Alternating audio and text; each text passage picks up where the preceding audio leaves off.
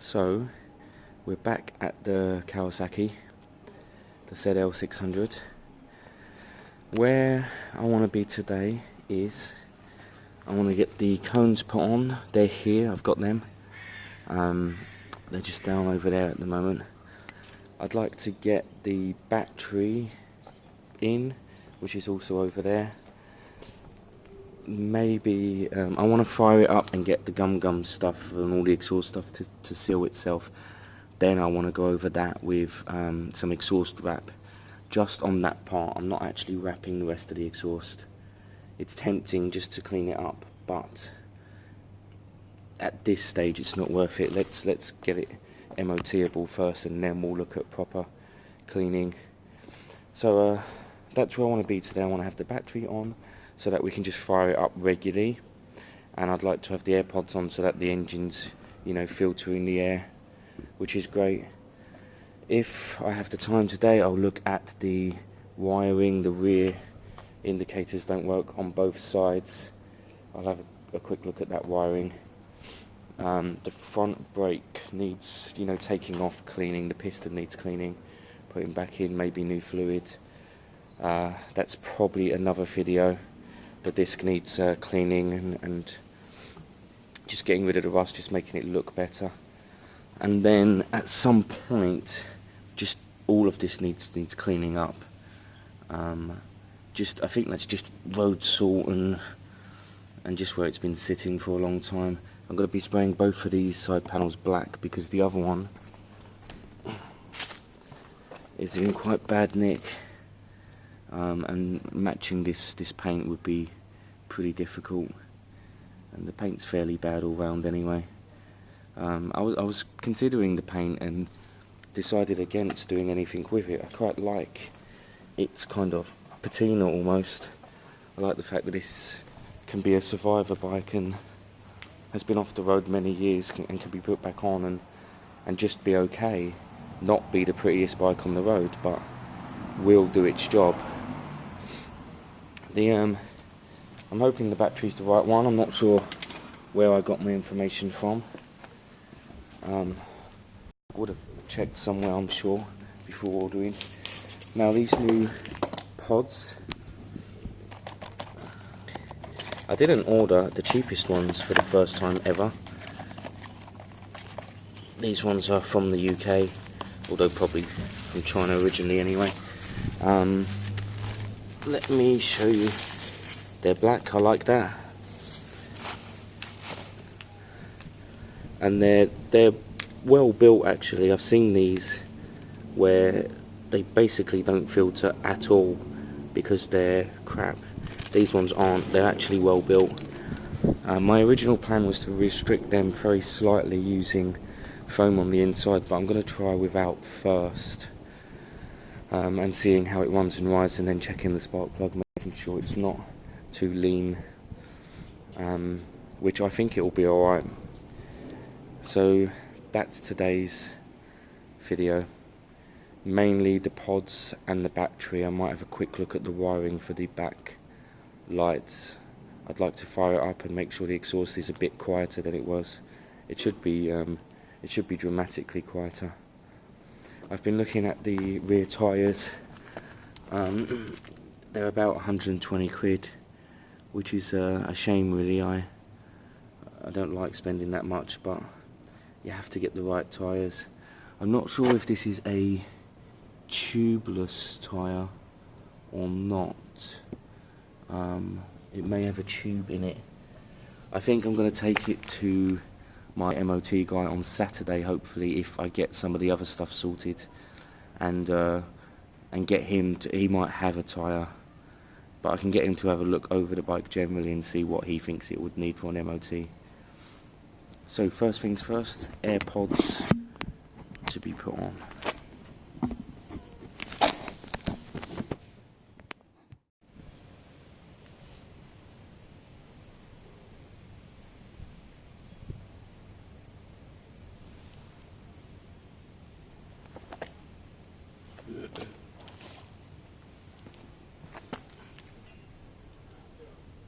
Good fit.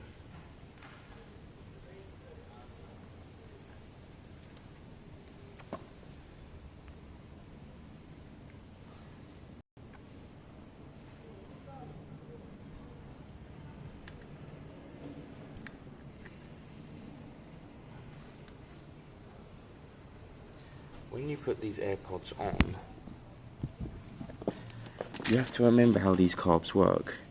The air gets sucked in here, the air pushes up here, and that lifts the needle. That's how the needle lifts. Now these AirPods have lips up there at the top. Let me show you up here. Now I sometimes cut them lips off to help it breathe. However, if you don't push it fully on, just put it on snug and tighten that up, you'll be fine. There'll be enough air there for the lip.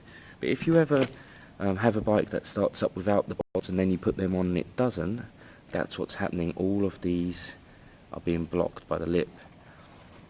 You'll find that when you cut the bits of that lip out, it's generally okay, but the whole pod can fall apart. So be careful with that. I'm going to tighten on this pod, and obviously this one next to it. They're actually very tight. There's not much room between them, but that should be okay. We can always get a pod that comes out here slightly, which would look quite cool actually.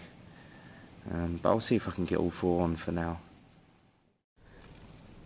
So the middle cones, they are too tight. They are too close to the outside cone.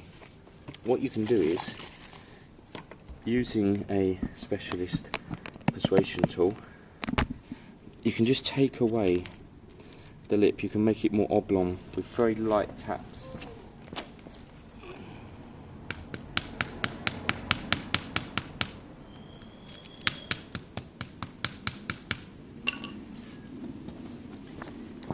You only want enough to clear it. Just make it a bit oblong. It will still go on to the carb, but you just want to make enough of a different shape, a flatter side, so that the outside one goes on. I have not changed the shape of the outside cones, which is fine. They're the ones mainly seen.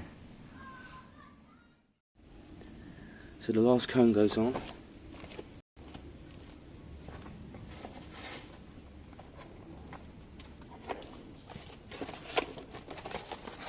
Straight out the box.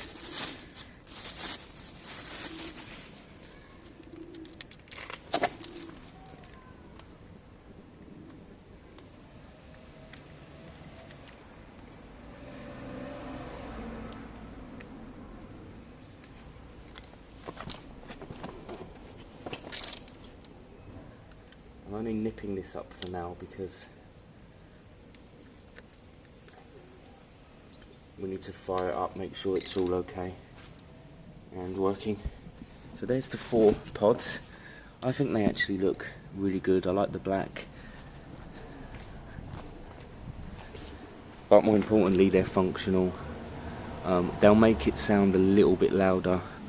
That's actually the main function of an airbox. Lots of people will say it's about putting very specific amounts of air into the engine. It can be, but racing bikes use AirPods or sometimes nothing because we don't really want air restriction. As long as the carbs are tuned to take a bit more air, then it's well worth doing. So next thing is I'm going to get the battery put in. We'll fire this thing up and let it idle for a bit, and hopefully it will seal the exhaust underneath, and then I can start putting the extra exhaust wrap on, just to make it a little bit more secure, although I doubt it's going anywhere anyway as it is. So I'm just hooking this new battery up, nothing exciting here, just throwing it on.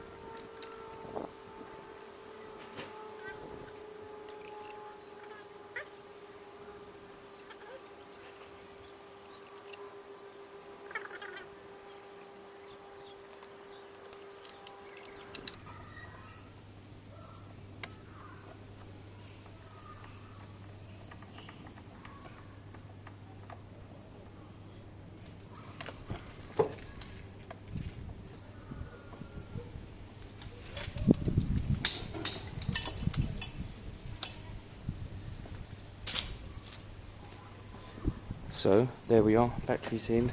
I believe it's the right battery, it fits like a glove. All we need to do now is see if this thing will fire up, let it warm up for a few minutes, and then look at putting the extra exhaust strap on. I'm excited to see how this sounds. It should sound quieter. I mean, it was really loud last time, although on the other hand this thing may not start up, so we'll see.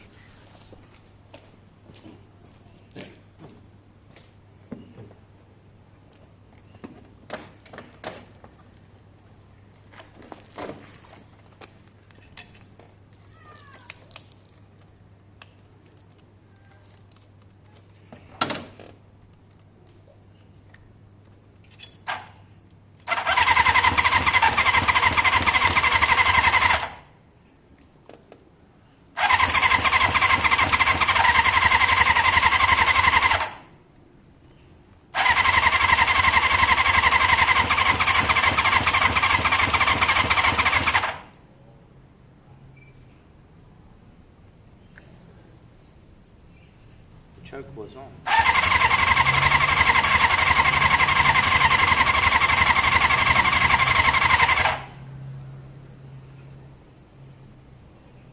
Put the choke back on.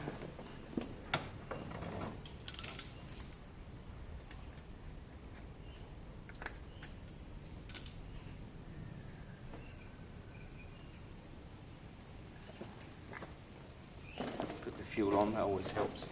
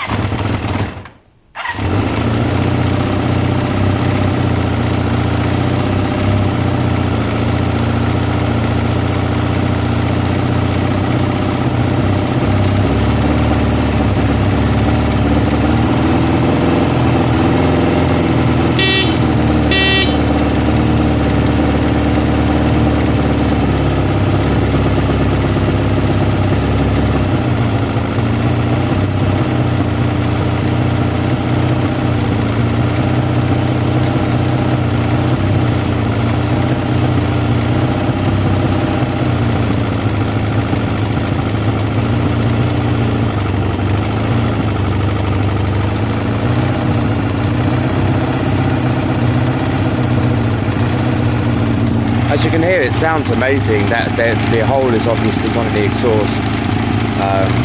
The engine's very smooth, it starts and it runs. It is on full choke.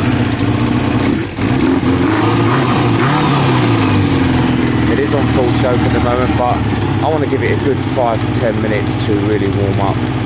A bit of smoke coming off the exhaust there, that's very normal right now because of the chemicals we've used. Not sure what that dripping is. Coolant, I would say. Oh, it's coming out of the exhaust. There must be a little hole there. That would be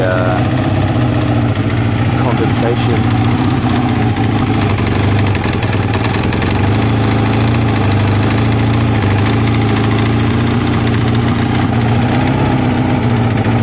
I'm going to let the exhaust warm up and do its thing. I feel like it's getting too hot because I haven't checked the actual cooling system yet, although it is full. I will switch it off, but at the moment I want it to warm up. Ideally I want these cable ties to burn off and fall off, then I know it's heated enough. I'd love to take it for a run.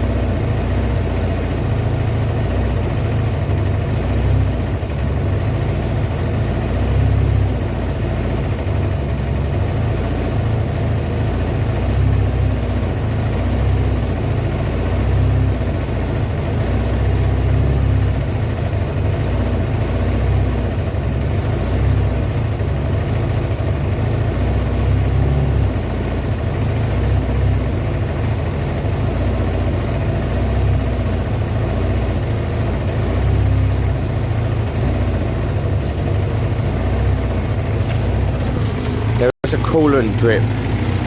Coolant is dripping down there, you can see it. So it's dripping onto the exhaust and then onto the floor. I have no idea where it's coming from because it's kind of up in the engine, so I'll have to have a look at that. It's still running on choke. Ideally I want to take the choke off and see if it will still start and run and ride. The second I take the choke off up until now, it dies.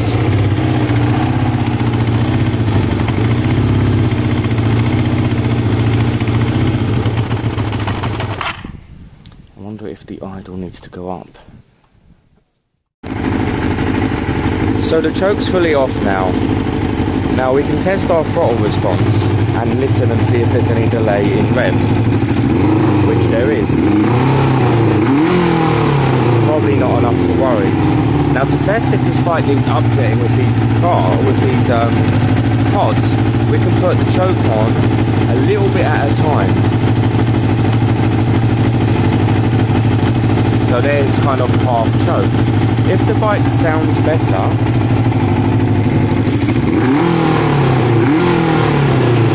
well, it didn't really sound much different. That's kind of good. That means the jetting at the moment is okay.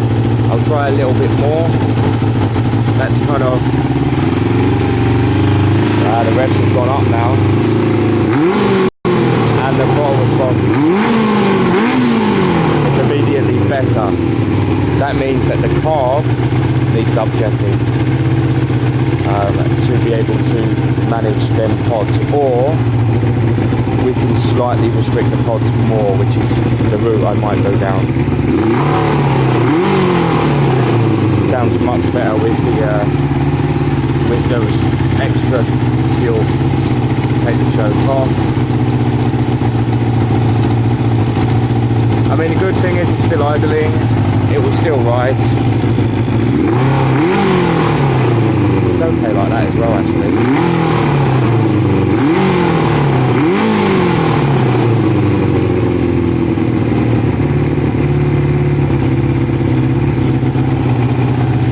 The bike's actually sounding really nice. I don't know how much air is in these tyres. I'd quite like to take it for a run. Oh, front tyre's flat.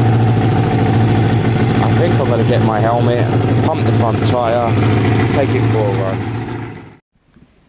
So I'm going to put some air in this tyre. It's almost completely flat.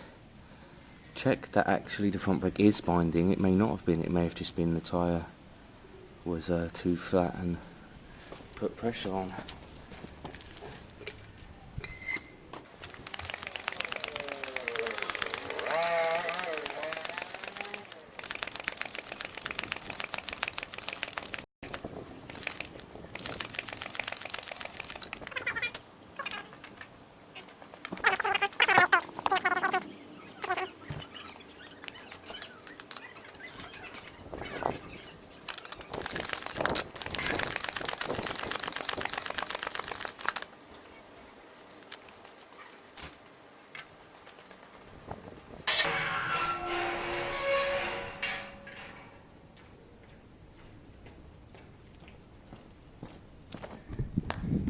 All you're going to see at this stage is a couple of pass-bys up there. I'd like to say flybys, but that's asking a lot.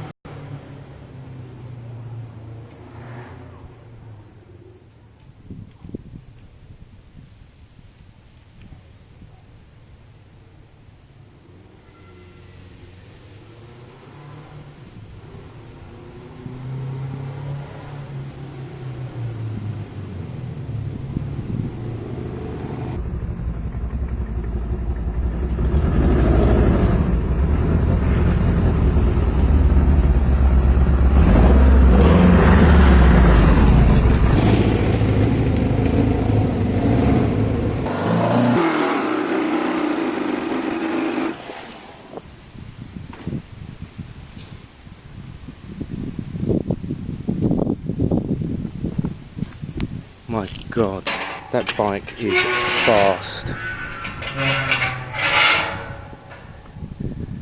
That's crazy. I've only ever been on a shaft drive once before, and it was slow as hell. I wonder if the carbs were already upjetted. I should have checked when I cleaned them. But as you saw, good running bike there. It ran very well. My god, it was very, very fast. Front brake's fine actually. I think the flat tyre was what was ruining it.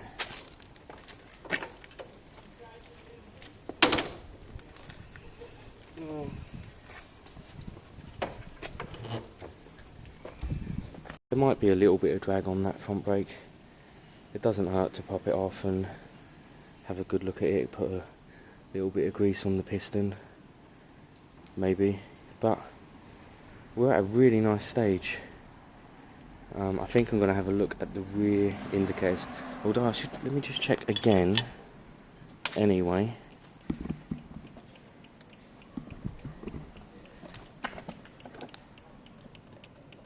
I don't even know if there's a bulb in there.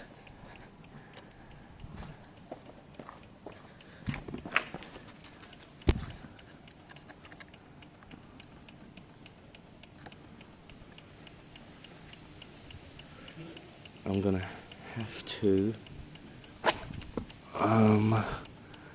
check the wires, take this off I think, check that the wires are being powered when the relay sends the message to them. I'll have a look at that now.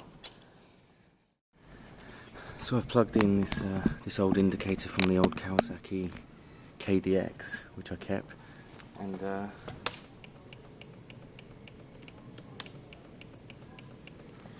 it works. That means, I mean it's flashing fast, but that's because the last bulb isn't in. I'm sure you need enough wattage going back in the system for it to slow down. But that's good at the moment. That means that bit works. So I'm going to check the other side using the same system. So I'm testing the indicators. They're actually all working now. We've got front left, back left, and then we've got back right and front right. Problem is, as you can see, they're flashing too fast. Now, under normal circumstances, if you'd converted them to LED, they'd be flashing fast because they wouldn't be putting enough wattage back to the relay. On this occasion, I have no idea. It could be the wrong wattage bulbs, but that's highly unlikely. It may just be that I need to find a relay and put in an adjustable one or something, but that can be a bit of a pain. Also, they're not LEDs, so I have no idea why they're flashing like that. I can hear the relay click, but I haven't seen it yet. I'll take the side panels off.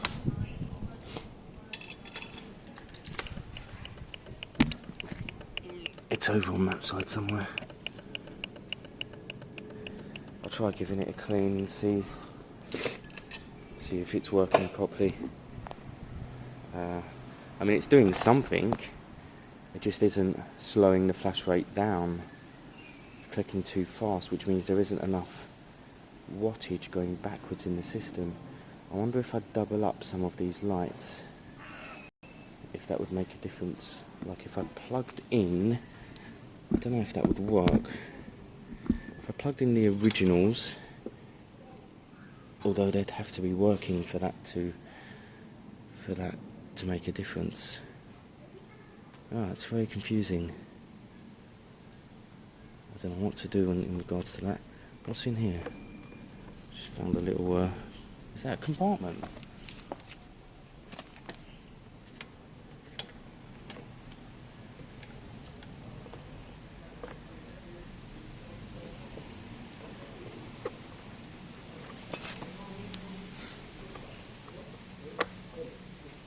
god. Ah, the original toolbox. Wow, look at that. That's a great find. And a dirty old pair of pants. Or something. Some dirty old sock.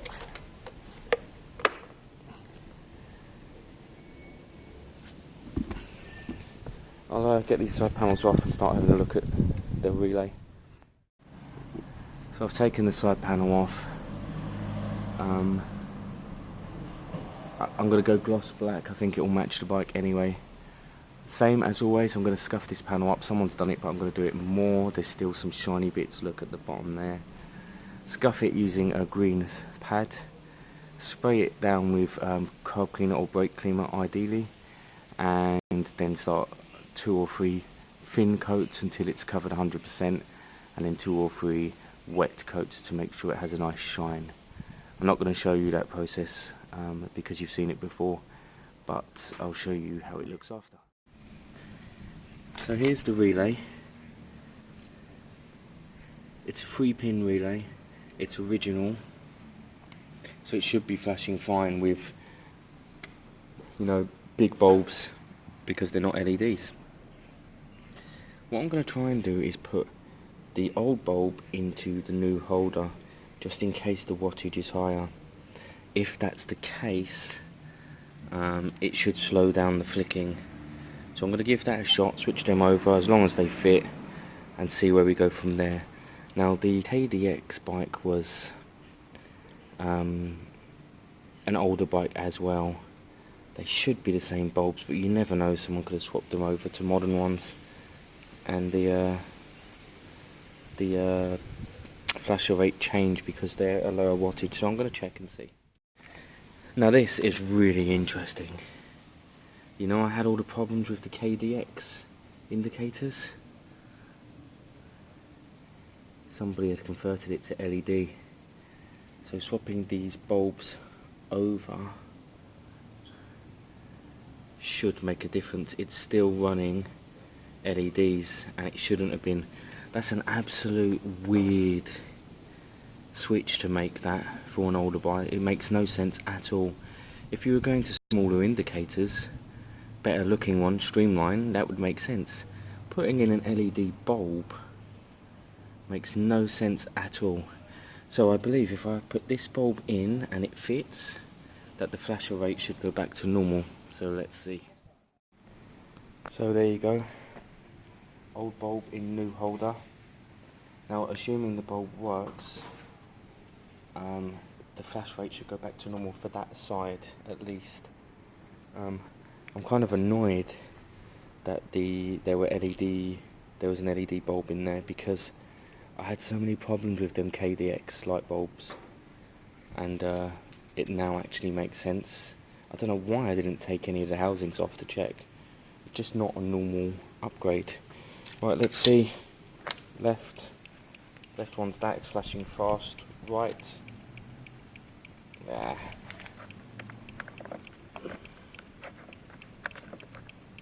That bulb's no good, I need 2 of them bulbs. I will try this side. There's a bulb on this side. Second bulb, new bulb. There's the old one, there's the second one. I mean, they still could both have been broken. I think both these bulbs are blown. Oh! And the flash rate is back to normal. Oh, come on. Oh, there you go. Okay, we're getting somewhere. This is good. Good, we're back to normal. I'm going to check the other bulb just out of curiosity. It might still work. But that's great news for now. The flasher relay's fine. Them old indicators can work. I might buy new ones. I mean, this bike's not refined enough to worry too much about bits like that. But we'll see. I'm going to mount that in a minute, make sure it's all ready. It might as well go straight on. So here we are, indicators are on. and should be working like normal now. I'll just double check, knowing my luck. Good.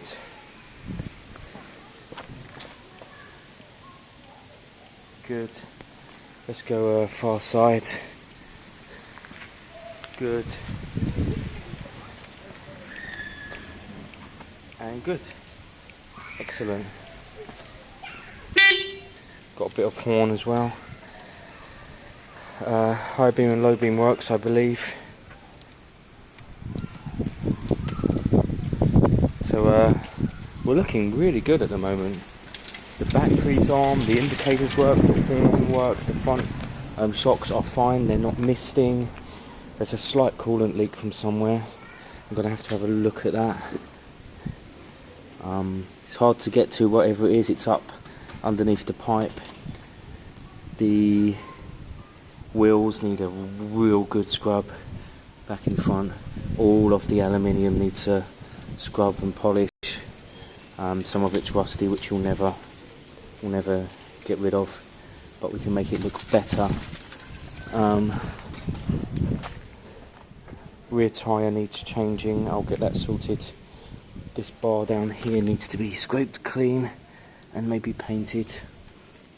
Probably not going to take it off, I'm probably just going to do it on the bike for ease. All this needs polishing, I'm going to get out some polish. All this needs cleaning at least. And we at the moment have a bike that starts off the button and is relatively road legal in regards to everything working. So that's great. I'm going to give it a bit of a clean and then I'll come and show you where we're at. I'm going to use my special polish product on all of the paints after, see if we can get that shining a bit more. But main thing I want to do at the moment is all the chrome work. I need it to look better. You know, it's one of the things people will look at on this bike, and it really lets it down. Don't get me wrong, this bike's going to be a £1,200 bike maybe with an MOT, which is a steal for someone, but it still needs to do everything it should do. Side panels are painted and drying, they're there. It's a very warm day today, so they're going to dry quite quickly. So we've got this exhaust here. I'm going to focus in, have a good look at the condition it's in, and then same with the surroundings. It just all needs a polish. Now I've polished this exhaust, that's the point, it's a comparison using a very basic chrome polish, and the difference it makes is immense. It makes such a big difference. I'm going to be doing it on here, possibly on the downpipe, not sure, definitely on some of the casing, definitely on the side, the arm, and I'm going to get this side shined up nicely and I'll show you the difference after. So I'm going to do a two-side comparison. We've got bits of rust along here, nothing major actually, that one's okay. This side casing, the side bar, the engine case, top of the carb, these have all not been polished or done. The whole downpipe, god, the rear shock, and then of course the exhaust and the gear change. So all of that at the moment is still unpolished. And then on the other side we have the polished versions, which is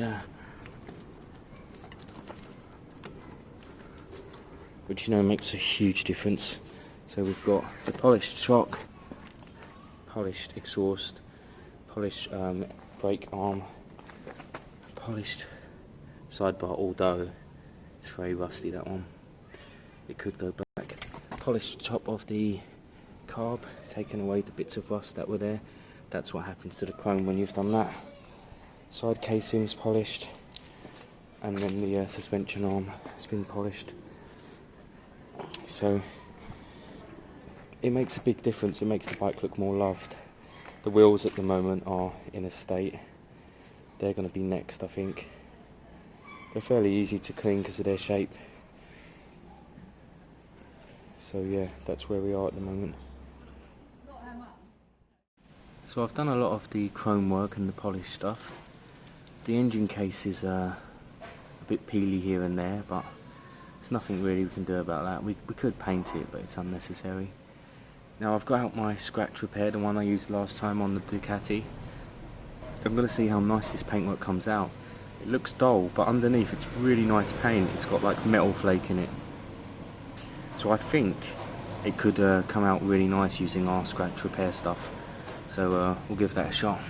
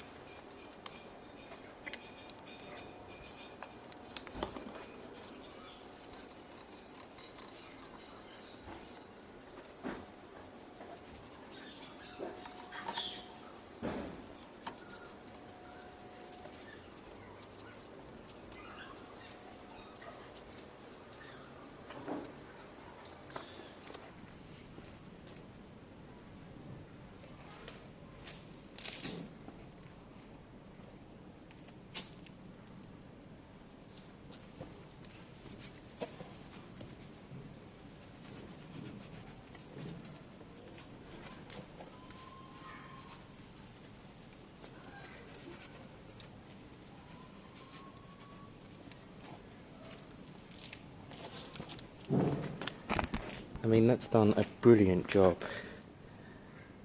I mean, obviously it's never going to change the imperfections, but it's gone from being as dull as that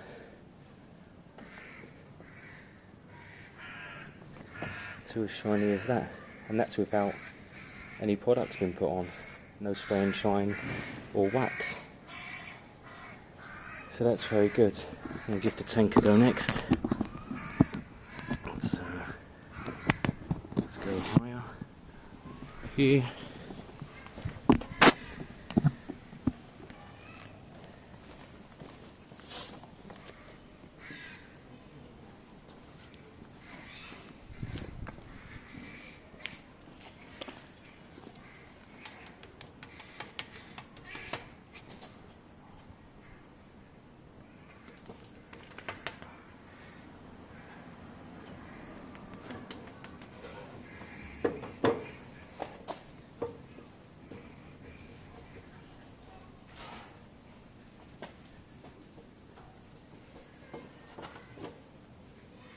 The tank is moving, it's not bolted down yet.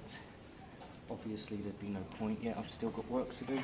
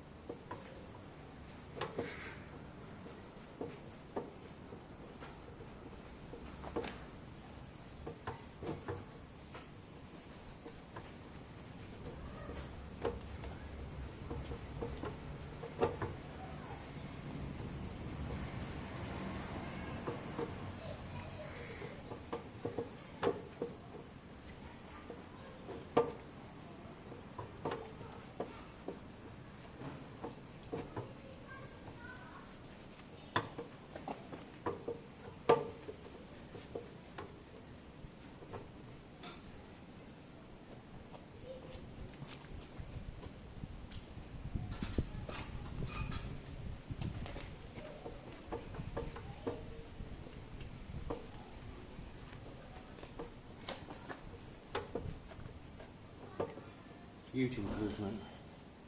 Huge. That stuff's great.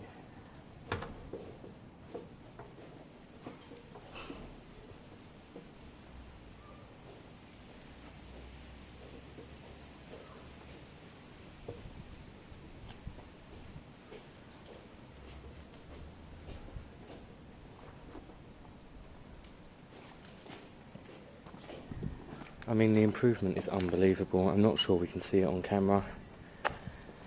It's basically cut off all the old nasty paint. I left it with a nice shine. It was very dull earlier. In fact, this is the contrast. The rear, I haven't done anything to the rear yet.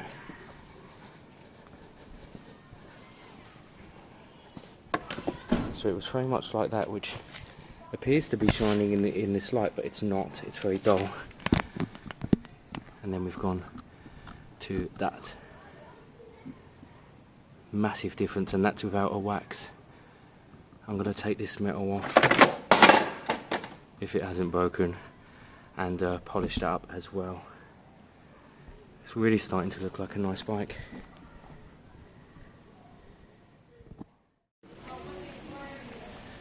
Okay, so we got much further than I expected today. I expected much more. I thought it needed a new horn. I thought the front brakes needed doing. They don't. It's just the front tyre was flat. I know it needs a new rear tyre. There's no getting away from that. It's had it. But the new black side panels are on. I think they look really good. I like the pods. I think they look great. I know it's starting and running fine. Most of the metal work is polished up. Both brakes work fine. Back brakes skids, which is fine. It works. We've polished up some of the bodywork but kept the patina, and we fixed the indicators. I mean, that's a lot of work. The bike is pretty much MOT ready. So I'm going to do a quick I gave the seat a bit of a clean and all. It looks well dirty. I think the bike's looking great. So I'm going to do a bit of a pre-MOT check. So we'll start with front shocks need to have some bounce in them, and then there should be no fluids on them. So let's see. Definitely move. Excellent. Excellent. So front shocks are great. Front brake and rear brake need to work. They are. Front brake can't touch the handlebar if you pull it in too much. That means the fluid's old. Can't do that. Horn needs to work. It's a bit temperamental, but it is working. Indicators, left we sorted earlier. Left front. Left back. And they're flashing at the right rate. Right front. Right back. Excellent.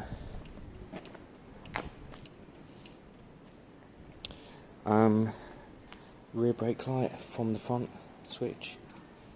I think yes, great. And from the rear pedal, put my foot on that. Excellent. Rear a number plate light. Yep, that is on.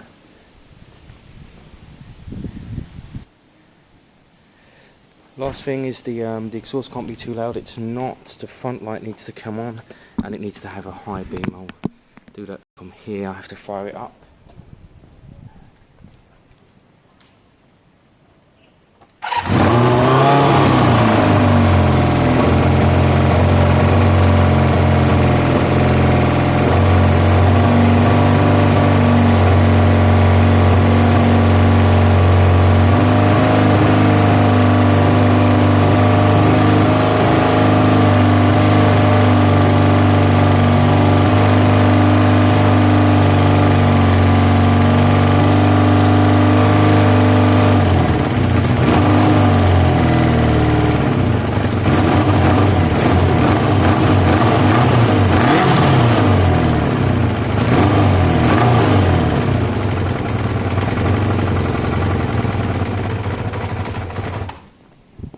there was still choke on there, which is fine. Whoever buys this bike at this stage is going to have to keep a pair of pliers under the seat, because the only way I'm putting the choke on at the moment is by pulling here and pushing the whole thing out, pulling the whole thing out even, and then pushing it back in when it's warm, which you can do with your hand. You can push it back in with your hand. I could run a new wire, but this whole mechanism is kind of buckled and it's not very smooth, and I've loosened it up and I've greased it. I know for a fact putting a new wire on there just wouldn't work. It definitely wouldn't flick back as well, you know, because it's just not working properly. But that's fine. Keep a pair of pliers under the seat. It will generally start up once it's already been used. It's just the mornings where you'd need a bit of choke in the winter. So that's it for now. I'm going to set this this wing mirror properly. We've got a great bike here. I'm really pleased.